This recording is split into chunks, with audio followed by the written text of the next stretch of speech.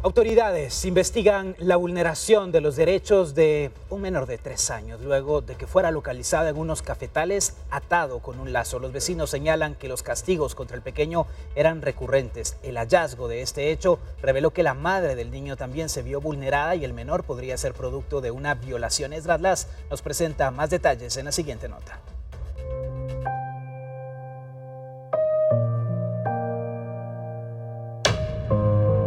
Una adolescente de 17 años está siendo procesada por las autoridades luego que vulnerara los derechos de su hijo de 3 años al amarrarlo de brazos y dejarlo solo en medio de un cafetal.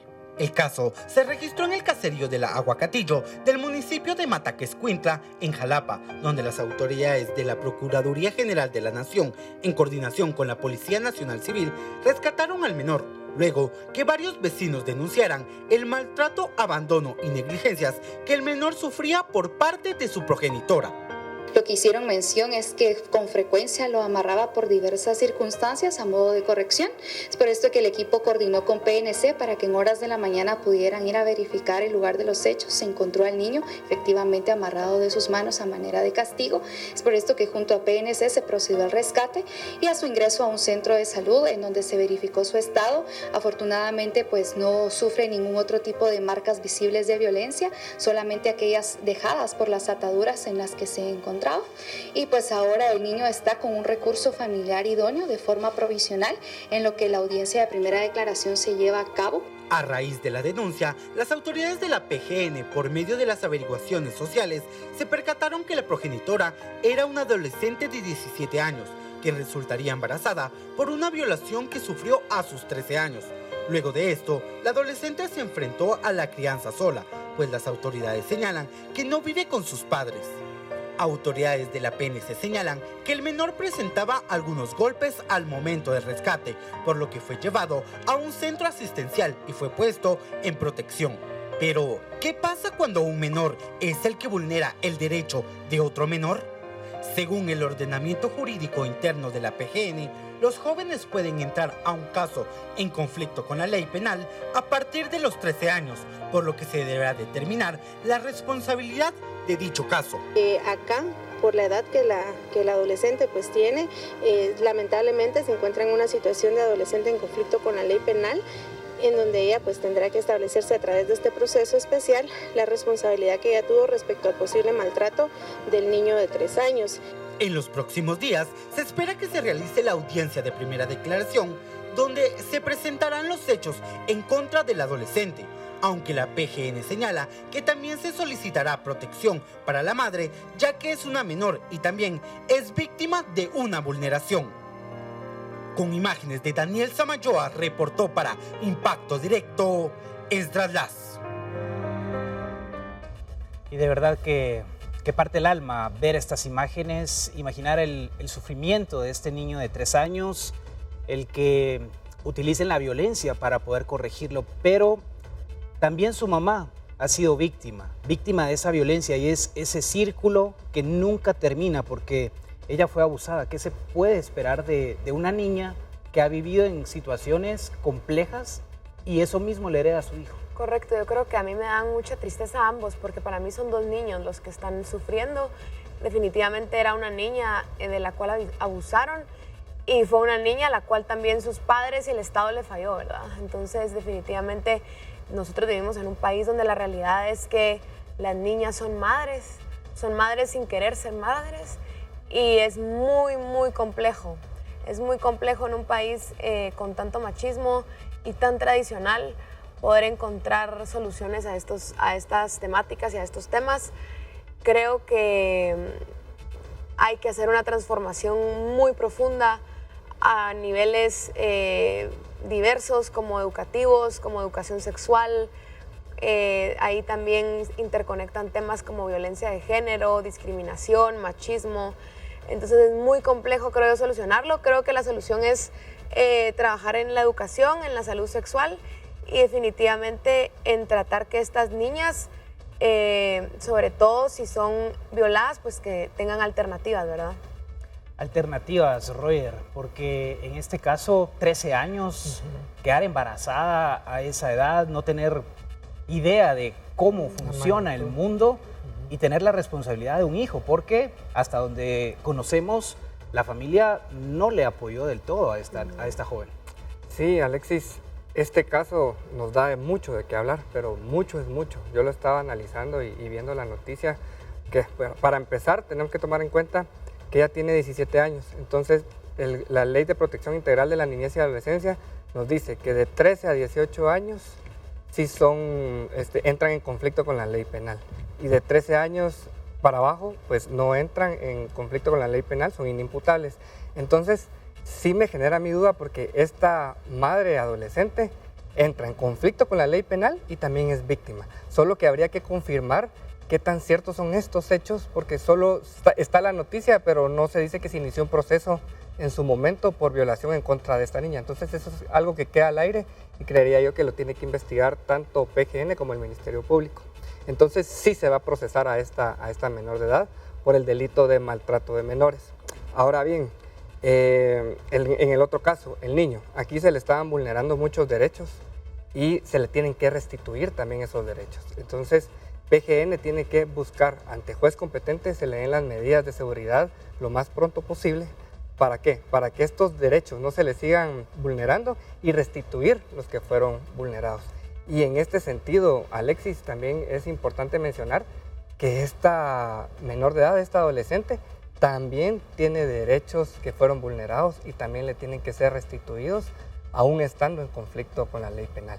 Y claro está que al entrar en conflicto con la ley penal, aunque sea menor de edad, siempre se le aplica el Código Penal. O sea, no está exenta de que se le pueda aplicar una pena por maltrato, o ya el Ministerio Público y PGN pedirán alguna figura o algún delito por esto que hizo. Un caso bastante complejo, Cubo Arriola, porque esas marcas que han quedado en este niño, no solo las que se observan en su cuerpo, sino las que han quedado en su mente, sus sentimientos, todo lo que ha sido él vulnerado, va a perdurar.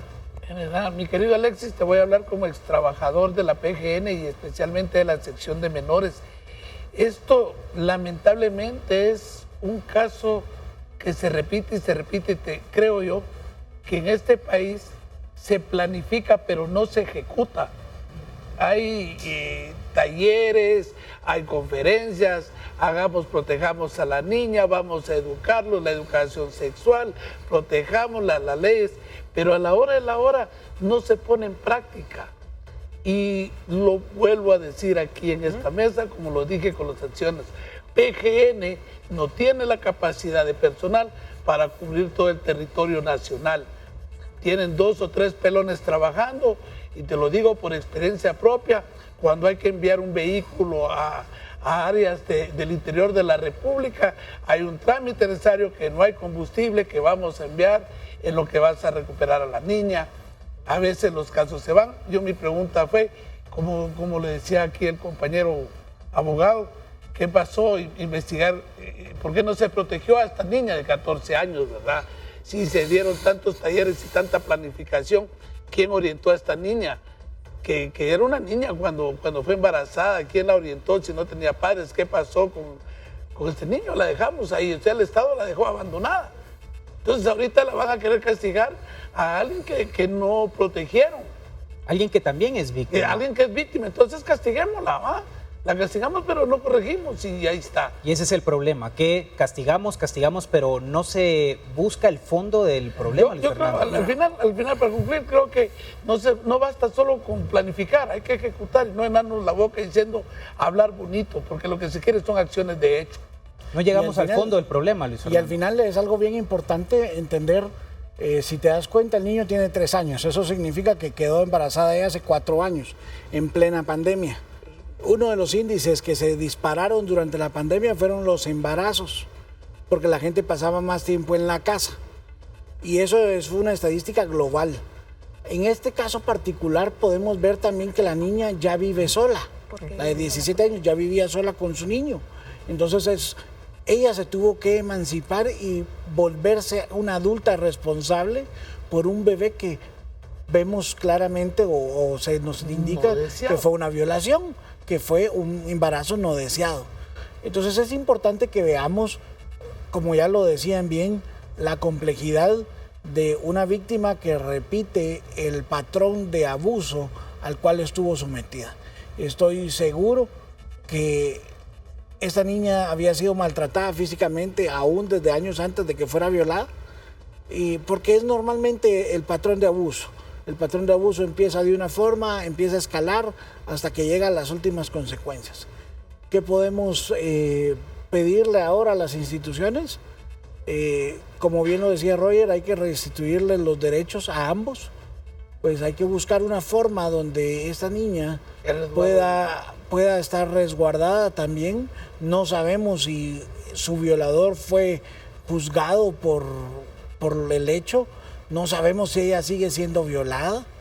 O sea, y aparte de eso, de la violencia que sufre el niño, pues no sabemos si el niño ha sido abusado. Definitivamente. Entonces, hay muchas cosas que investigar alrededor. Y se mencionaba también, Malena, que va a ser, o ya está el niño bajo resguardo de la familia. ¿Por qué la familia no apareció antes, sino hasta ahora? Esto es precisamente lo que me resalta y también me preocupa, porque definitivamente si dejaron que esta niña cuidara a otro niño sola, ¿qué van a hacer ahora por este menor, verdad? ¿Qué es lo que a este menor le espera? Sí, por ejemplo, porque es hipotético, en el hipotético caso que esta niña hubiera sido víctima de una violación, estos padres le fallaron a esa menor. ¿Qué nos puede hacer pensar que esta familia no le falla a este menor también? ¿La segunda es la vencida o cómo funciona? Creo yo que las autoridades tendrían que tener mucho más cuidado en a dónde o a quiénes le dejan a estos menores, pero también creo que es una situación muy difícil, porque si no, estos menores entran a tutela del Estado, ¿verdad? Y sabemos que el Estado muchas veces tampoco es el mejor guardián de los menores. Creo que es muy complejo. Llama la atención este extracto de esta noticia, Alexis, que mencionaste, y es el hecho que se lo queda siempre la misma familia, ¿verdad? ¿Y por qué la familia no apareció cuando el niño estaba siendo vulnerado en sus derechos? Vemos aquí también que esta decisión la solicita la PGN ante el juez competente, y la última instancia en estos casos es la institucionalización del niño. Entonces, preveyendo ese punto, entonces PGN decide dárselo a la familia.